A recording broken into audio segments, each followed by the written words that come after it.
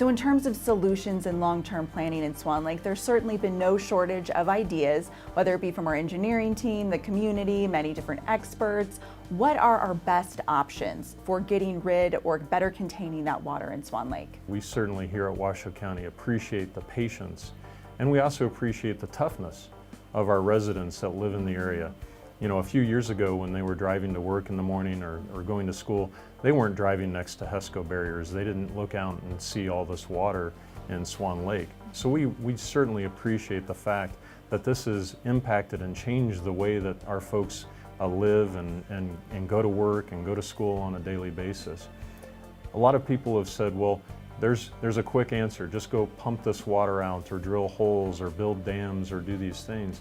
And while that's true, once the actual solution or the outcome has been selected, the problem is that all of these things cost a lot of money.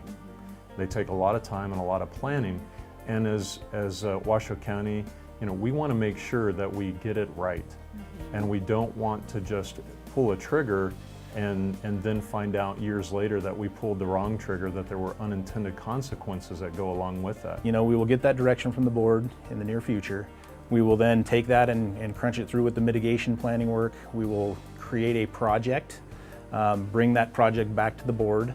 Now, it's one thing to create a project, it's another thing to actually fund and build a project. And so that's going to be the other question that's going to come forward is how do we want to fund this project within Washoe County?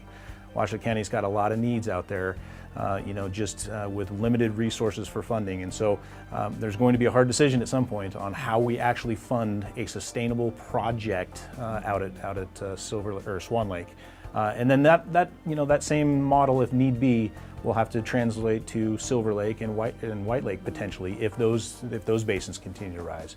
But it's one of those things. It's easy to jump to the solution, you know, and create a project or something, but you really have to understand the end result you're looking for before you can actually get a viable project put together. You know, there are some steps we've got to take, and that's where we're headed right now, is to get concrete. You know, this is what we want to do, and then we'll bring back a project that will accomplish that, and then you know, a potential funding strategy for the board to give us the direction on. Perfect. So it sounds like you're going to be coming back to the board soon in the next month or so with some options, and then we'll be moving forward from there. That is correct. You know, it's you know, that's what the board is asking for, and the board's asking for the solution right now. But need to have that, you know, understanding of what we're trying to solve. Obviously, it's, you know, water in Swan Lake is what we're trying to solve. But do we want to create a lake out there? Do we, you know, what does that look like? There's different things that we can do, and we just need to know which one, and we can make it happen. Certainly a complex issue. Thank you so much for being here and sharing some more in-depth insight into the situation in Swan Lake.